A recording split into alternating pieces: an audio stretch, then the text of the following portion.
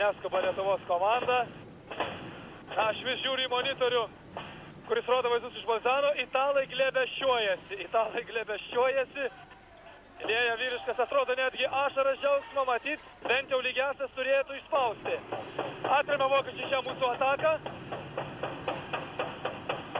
Ir vėl nuskuba į priekį kraštų Vokietijos žaidėjai, bet praranda kamuolį. 16-10 reikėtų pasinaudoti šią vokiečių, na, lyg ir šiokia tokia krize.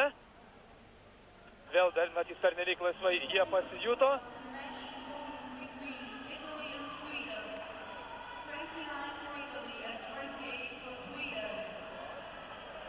Ir italai pateikė šio čempionato staigmeną. Jie nugalė švedus. Pogrupio outsideriai nugalė švedus rezultatu 29-28. Na kągi, viską matyti italams atperka šį pergalę. Suprantamas buvo jų džiaugsmas. Na tiesa, italų turnyrinės padėties šis laimėjimas nekeičia, tačiau šiaip ar taip įsidėmėtinas faktas. Pašuolio tolimas metimas, savo kiną suskumba ir įvartis. 16-11, dar yra vilčių. Nuo sarginis solelį pakyla, Almantas Savonis puikiai rungtyniavęs vakar ragina. Drąsina savo kolegas, savo komandos draugus žaisti toliau, neatleisti valdžių, neatleisti varžtų.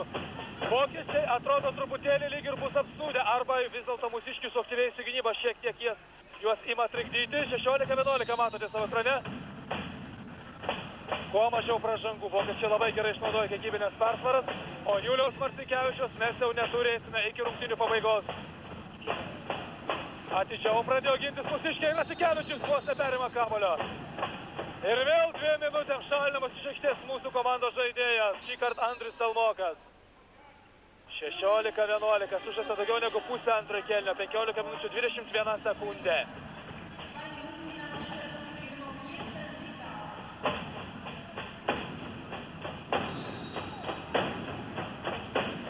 Ir vėl vokiečiai turi kiekybinę persvarą. Stengiasi dabar, man atrodo, surasti spragą prie linijos, taip ir yra. Žaibiškas metimas. Ir 10 numeris Aronas Virskė skraidina 17 kartą kamuolį į mūsų komandos vartus. 17-11. Na, vokiečių vizitinė kortelė. Nuo 93 metų vokiečiai pasaulio ir Europos čempionato arenose pasiekė tokius rezultatus. 93 metai pasaulio čempionatas 6 vieta, 94 Europos čempionatas 9 vieta, 95 pasaulio čempionatas 4 vieta, 96 metai Europos čempionatas 8 vieta ir dar vienas puikus Lietuvos rinktinės įvartis. Štai dar kartą pasigerėkite, ką iškrėtė Dalius Rasikevičius. Taip, suktas, efektingas judesys ir iš labai neparankaus kampo Dalius Rasikevičius vis dėlto pasiekė įvartį. Taigi 96 Europos čempionate vokiečiai liko 8, o 97 metų pasaulio čempionatą vokiečiai nepateko. Dar kartą primenu, kelią jiems pogrupio varžybose užkirto Lietuva. Na ir dar viena įdomi detalė. Lietuvoje rankiniu užsiminėjo šiuo metu 6000 žmonių, dirba 140 trenerių. Vokietijoje vien rankinio klubų yra 6000. Palyginti šiuos skaičius. Štai dar vienas perdavimas ir savo gynui nepavyksta nuginkluoti vartininko. Taigi patys galite įsivaizduoti, koks yra Vokietijos rankinio populiarumas, koks yra dėmesys skiriamas šiai sporto šakai, o vis dėlto netgi ir tokiu atveju vokiečiai nesugeba patekti į pasaulio čempionato pagrindinės varžybas, kuriuose beje dalyvauja Lietuvos rinktinė. Dar vienas pašalinimas iš aikštės 2 minutėms, Galkauskas. Grįžta Salmokas ir deja vėl vokiečiai turi kiekybinę persvarą ir dar baudinys nuo 7 metrų užimos.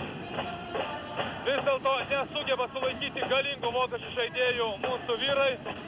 Žaibu jie įneria, įsibrauna į mūsų pavojingiausias zonas ir tuomet jau tenka stabdyti štai tokiais metodais. Virstas! Mūsiškių kamuolys, Sergej Rasikevičius. Tarsi krepšininkas varinėjasi į dabar aikštės viduryje. penketas mūsiškių prieš 6 vokiečių. Na ir dar viena įdomi detalė. Vokietijos rankinio čempionate, kuris tikrai yra labai populiarus, kur rungtyniauja daugybė užsieniečių.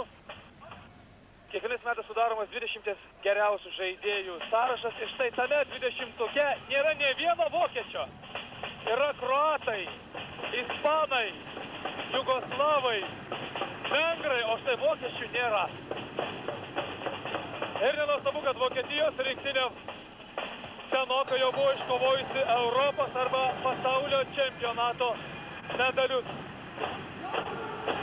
Na, tiesa, Vokietijos rankininkai gana nesunkiai prasiskynė kelią į finalinį Europos čempionato turnyrą. Savo pogrupyje jie užėmė pirmąją vietą ir beje aplenkė ispanus, Europos vicečempionus, Europos ir pasaulio vicečempionus. Vokietija pogrupio varžybose vieną kartą su ispanais sužaidė lygiosiomis 23-23, o kitą kartą laimėjo 25-16. Klimčiausko įvartis, skirtumas vėl mažinamas iki 5. 13-18 pralaimė. Na, jeigu mūsiškiams dar užtektų jėgų, jeigu mūsiškiai efektyviai išnaudotų greitas kontratakas ir pirmiausiai mažiau būtų išvaromi iš aikštės 2 minutėms, dar būtų vilčių priartėti prie varžovų. Tačiau visos šios minėtos priežastys palieka vokiečiams daugiau vilčių. Mūsų kamuolys Arūnas Vaškevičius stabiliai ir patikimai, tikrai šiandien patikimai saugo mūsų rinktinės vartus ir mūsiškių aikštėje. Mūsiškių aikštėje šiuo metu vis dar 5 žaidėjai. Vėl valomos grindys, o jūsų ekrane nerimstantis vokiečių gerbėjai.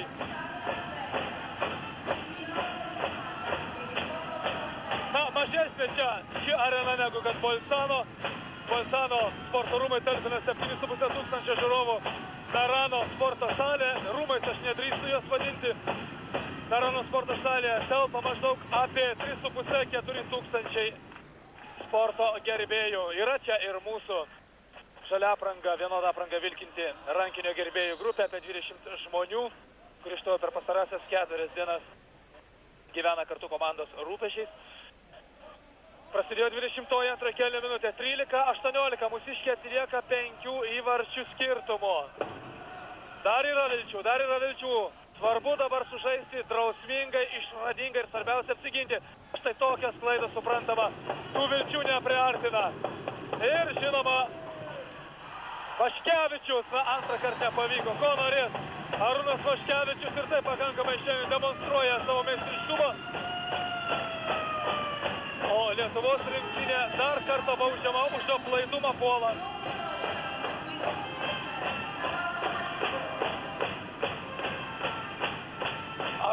19-13 ir net 9 minutės 55 sekundės iki antrojo kėlinio pabaigos. Na, pagaliau mūsiškiai rungtyniauja šešiese aikštėje. Ažuolis prie linijos. Na, taip, labai ten sunku. Andrius Stelmokui tarp 2-metrinių vokiečių ąžuolų ir Savukyno metimas gana klastingas, tačiau kamuolys skrieja pro šalį. Sunku, labai sunku rasti raktą prie vokiečių, į vokiečių vartus. Štai vėl staigus judesys ir vėl Vaškevičius gelbsti komandą. Kamuolys skrieja užsirbė vokiečių kamuolys. 10 numeris labai dažnai šaudo iš toli Aronas Zirskė. 19-13.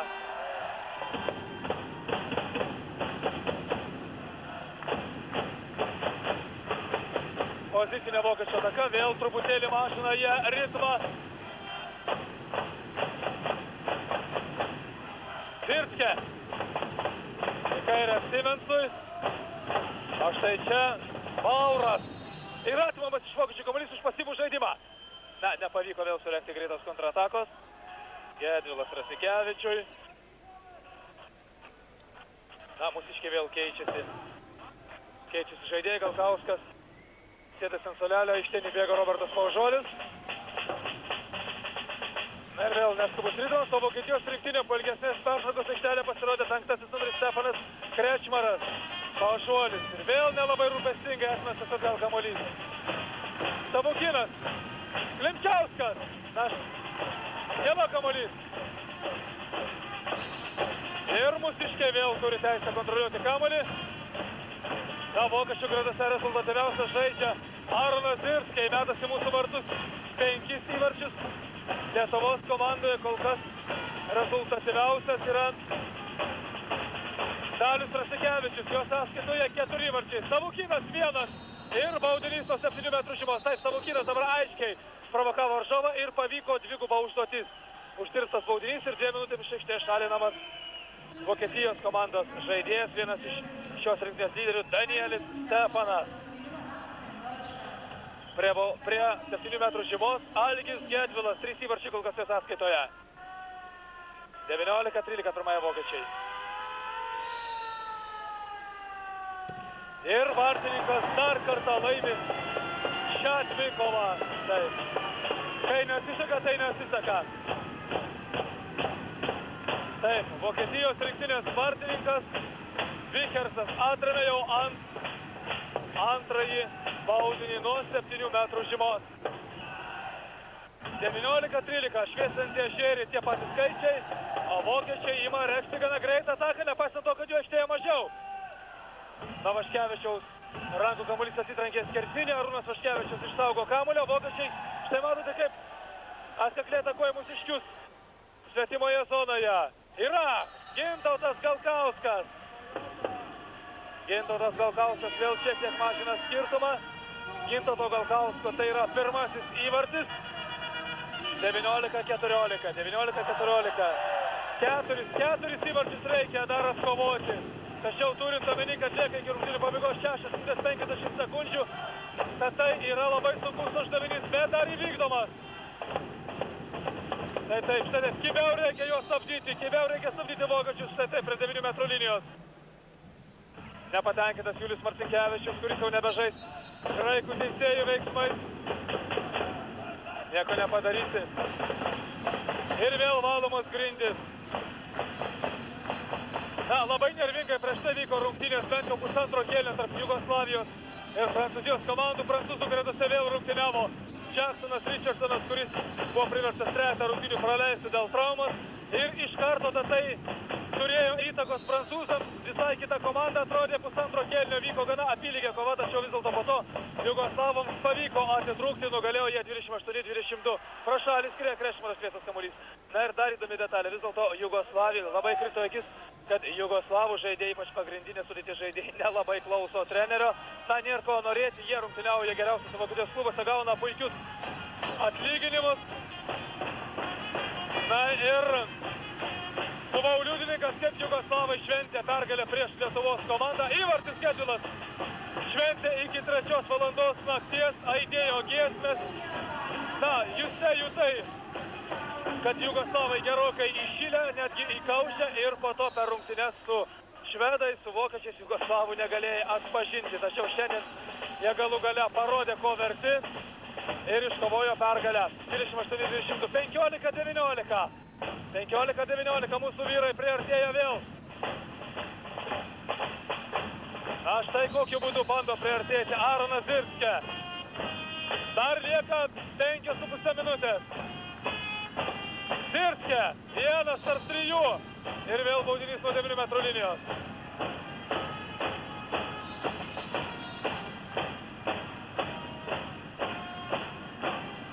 Vėl valomos grindys.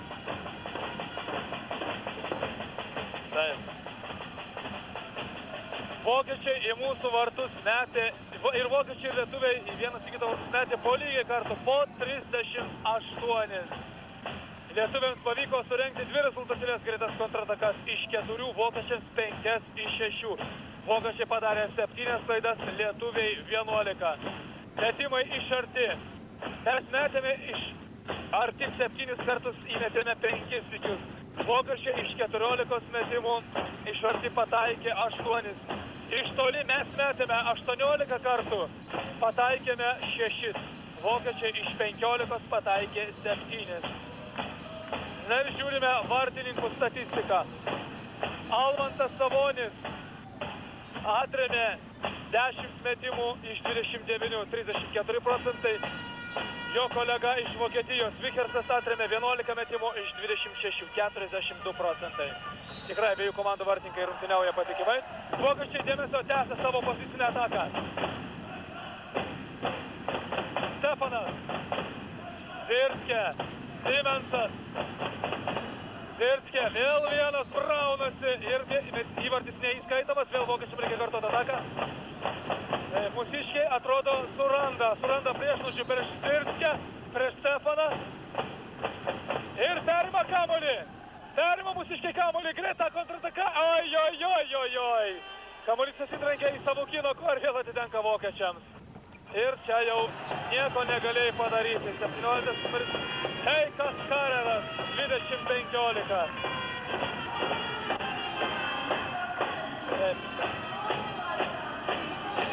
Labai prastai išnaudojami greiti antpuoliai.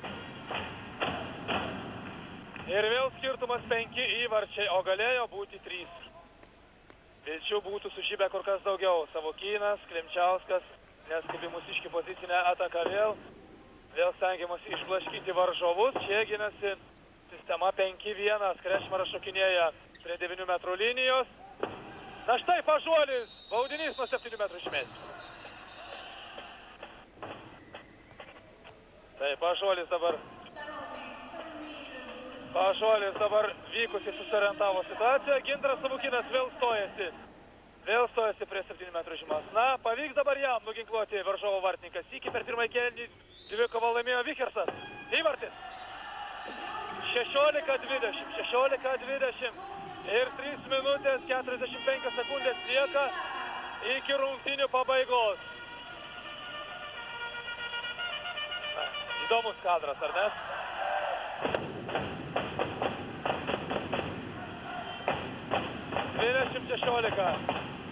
Arčiau pradėjo mūsiškiai pasitikti varžovus. Perėmė kamuolį Galkauskas. Na, reikalinga rezultatyvi ataka. Rasikevičius, vienas, taip. Oi, mūsų kamuolys lietė varžovas rankomis. Kągi, dera greitai pakartoti šią ataką ir pagėdautina, žinoma, rezultatyviai. 20-16 laikas eina, laikas nestabdomas. 3 minutės lieka iki antro kėlinio pabaigos. Na, sparčiau reikėtų regzti derinėlį. Aptilo ir vokiečių gerbėjai. Pažuolis vienas, Savukynas. Vienas, šaunuolis, įvartis, 20-17. Dar truputėlį. Kad taip mažiau būtų padaryta klaidų. Stabdamas rungtynės, 2 minutės 45 sekundės. Taip, suprantama, svarbiausia dabar apsiginti. Taip, du įvarčiai rodo Modestas Prakamas, vienas iš mūsų trenerių pakilęs savo žaidėjams. Na kągi, mūsiškiai rungtynių pabaigas, kaip ir pradžia sužaidžia palyginti neblogai. Norėtųsi, kad nebūtų ir šis kartas išimtis. Jeigu pavyktų likviduoti dar 2 įvarčių deficitą, Lietuvos rinktinė pogrindė užimtų 4. vietą ir kautųsi dėl 7 su kroatais. Stefanas, vos neperėmė kamuolį Rasikevičius. Taip ir vokiečiai truputėlį kiek pakriko. Taip, dabar svarbu atremti būtent šią ataką. Stefanas. Perėmęs kamuolys, mūsiškiai dėmesio Dalius Rasikevičius. Na, greičiau, Savukynas. Įvartis. Stabdomas turėtų būti rungtynės. Ne, laikas nestabdomas, kodėl nestabdo teisėjai? 20-18, 2 minutės. Sužimba viltis. 20-18, dar vieną įvartį reikėtų mūsiškiams įskraidinti varžovo vartus. Žinoma, prieš tai apsiginus. Praleido ir nėra. Taip, atsiveria reali galimybė. Minutė 37 sekundės. Vokiečiai pakrikę, o mūsiškiai tarsi įgavę sparnus per pastarąsias pusantros minutės. Arūnas Vaškevičius jūsų ekrane taip pat turi įtakos sėkmingas žaidimas. Nes taip drąsiai ir ryžtingai pasitikėdami savimi vokiečiai dabar apšaudo jo vartus. Savukynas. Gedvilas, reikalinga rezultatyvi ataka.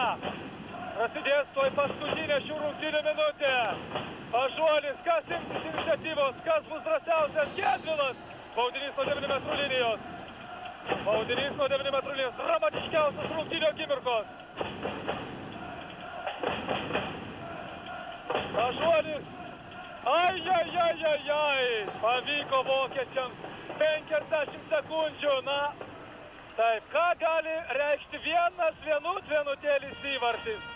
Na, negali įtampa Šuolio. Jis metė iš gana dėkingos situacijos. Na, reikėtų dabar perimti kamuolį, bet vokiečiai, žinoma, taip pat nepėsti, saugo jį kaip savo akį. 30 sekundžių lieka, reikia kiečiau bandyti atakuoti. Kiečiau, spausti, arba duoti jam mesti. Nereikia tokių pražangų, teisėjas skis baudinio 9 metrų linijos. 20 sekundžių lieka. Reikia rizikuoti. Nėra, dar liko 15 sekundžių. Na, dar.